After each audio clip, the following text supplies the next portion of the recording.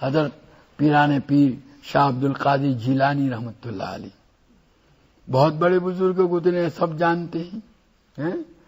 اور ان کے حالات میں لکھا ہے سلطان سنجر، یہ خراسان کا بادشاہ تھا، اس کو معلوم تھا کہ حضرت کے یہاں بہت مہمان، روزانہ ہزاروں آدمی مہمان کھانا کھاتے ہیں، لنگر چلتا ہے، کوئی تجارت نہیں ہے، کوئی جائیداد نہیں ہے، کوئی جو ہے کوئی بڑا یہ نہیں ہے ان کے پاس آمدنی کا ذریعہ۔ بادشاہ نے سوچا کہ اتنا بڑا خرچہ کہاں سے پورا کرتے ہوں گے، تو اس کو خیال آیا کہ میں ان کو کوئی جاگیر دوں۔ جاگیر یعنی پہلے زمانے میں بادشاہ لوگ زمین، بڑی زمین عام جس سے پیداوار ہوتی ہو، کسی کو دیتے تھے لکھ کر، اس کو جاگیر دینے، قطیہ عربی میں کہتے ہیں اس کو، تو میں جاگیر دوں۔ بادشاہ سلطان سنجر کی حکومت نے ایک پورا صوبہ، پورا ایک اسٹیٹ جس کا نام تھا نیمروز۔ کیا تھا؟ نیمروز، وہ فارسی زبان وہاں چلتی ہے۔ نیمروز اس اسٹیٹ کا نام تھا، لیکن فارسی زبان میں نیمروز کہتے ہیں مڈ ڈے۔ کس کو؟ مڈ ڈے، دوپہر کے وقت کو نیمروز کہتے ہیں، مگر وہ صوبے کا نام تھا نیمروز۔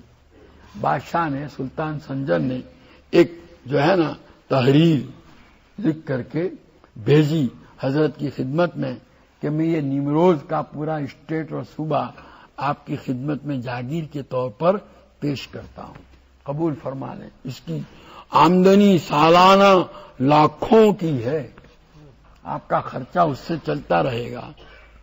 جب یہ تحریر پہنچی حضرت کے پاس تو اس کے پیچھے 2 شعر لکھ کر کے بھیج دیے: چو چتر سنجری رخ بختم سیاہ باد، گر در دلم بود ہوس ملک سنجرم، زانگاہ کے یافتم خبر ز ملک نیم شب، من ملک نیم روز بیک جو نمی خرم۔ کیا کہتے ہیں کہ سلطان سنجر کے چتر کی طرح، اس زمانے میں بادشاہ جب بیٹھتے تھے نا اپنے تختہ پر تو ان کے اوپر ایک سائبان ہوتا تھا، کالے رنگ کا ہوتا تھا، تو کہتے ہیں بادشاہ کا وہ چتر شاہی جو کالا ہے نا، میرا نصیبہ اور میری قسمت بھی ایسی کالی ہو جاوے اگر میرے دل میں بادشاہ کی حکومت کی ذرا برابر بھی خواہش ہو۔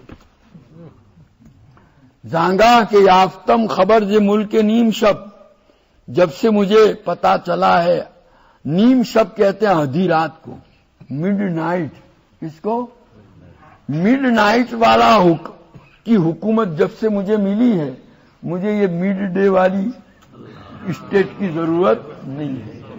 مڈ نائٹ یعنی راتوں کو اللہ کے سامنے کھڑے ہو کر اللہ سے مانگنا، اس کی جو لذت میرے پاس ہے، مجھے اس کے بعد اس کی ضرورت نہیں ہے، نہیں قبول کیا۔